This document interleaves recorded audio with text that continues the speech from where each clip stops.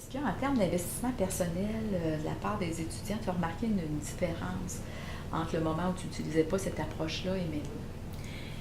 Je dirais, au début, ça va dépendre de plusieurs facteurs. Je pense la personnalité des étudiants, leur compréhension, les savoir-être, le type d'équipe formée aussi. Est-ce que c'est une équipe formée par l'enseignant? Est-ce que c'est libre au choix des étudiants? Je pense que de ce point de vue-là, il y a plusieurs facteurs. Ça, c'est difficile de dire, oui, on constate du départ un changement.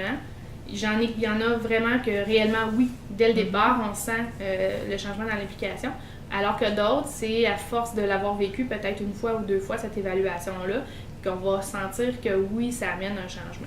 Sinon, dans le fond, ce que je pense, c'est qu'on ne réussit pas toujours à faire participer équitablement tous les membres, tous les étudiants, même avec cette mesure-là, mais qu'au moins, ça permet de reconnaître l'inéquité, puis de porter un jugement, dans le fond, en lien avec ça. Donc, c'est pas juste l'étudiant qui le dénonce, puis qu'il se passe rien. On dit, ben c'est ça, travailler en équipe. On dit, ben OK, c'est ce qui se passe, et on va venir ajuster la note en conséquence pour que ça soit une note individuelle. Donc, aussi, ben l'impact n'est pas juste, je veux dire, sur les étudiants parasites, donc ceux qui viennent coller et se bénéficier un petit peu du travail fait par les autres, mais je pense que ça a aussi un impact sur les étudiants qui sont je dirais les perfectionnistes, les contrôlants, pour qui leur idée vaut toujours mieux ou est meilleure qu'une autre. Mais je pense que pour eux, au niveau des savoir-être, ça va avoir vraiment un impact parce qu'on va pouvoir leur nommer dans ce contexte-là qu'ils laissent peu de place à l'autre, que leurs idées semblent toujours être meilleures que les autres. Donc ça aussi, ça amène vraiment un impact dans l'investissement d'avoir constaté ces étudiants-là qui souvent sont pleins de bonne volonté, mais qui vont apprendre à laisser la place, puis à accepter que le travail au final, ce n'est pas que elles qui auront tout décidé puis que ça sera à leur image, mais vraiment un vrai travail d'équipe.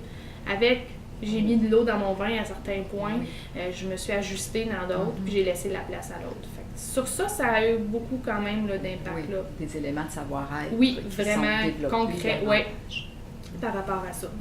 Pour moi, dans le fond, pour moi, c'est une évaluation d'apprentissage. C'est une activité un peu formative où, dans le fond, on leur enseigne au départ, dans la session 1, on leur donne certains savoirs.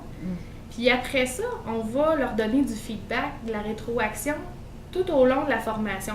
Un petit peu au cours de la formation, on va venir saupoudrer, on va venir rajouter des enseignements, on va venir consolider, dépendamment des cours, la compétence va y revenir, puis on va venir rajouter d'autres savoirs. C'est vraiment pour moi un processus, mais que l'évaluation du travail d'équipe de cette façon-là vient vraiment soutenir les étudiants dans le développement des habiletés, justement, tant en termes de savoir-faire, de savoir-être, puis de savoir, parce qu'on en rajoute aussi cet aspect-là. Fait que pour moi, c'est vraiment un processus, puis c'est vraiment très formatif pour en arriver au bout à évaluer la compétence de façon finale. On va vraiment faire l'évaluation de la compétence, mais au moins en se disant, on les a soutenus, on les a amenés à s'améliorer tout au long de la formation de façon constructive par les pairs. Puis je pense que même dans le cadre, par exemple, d'un portfolio, d'être en mesure de garder l'évaluation des travaux d'équipe et de voir les changements, l'évolution, c'est déjà là aussi très gagnant au niveau de l'évaluation des compétences.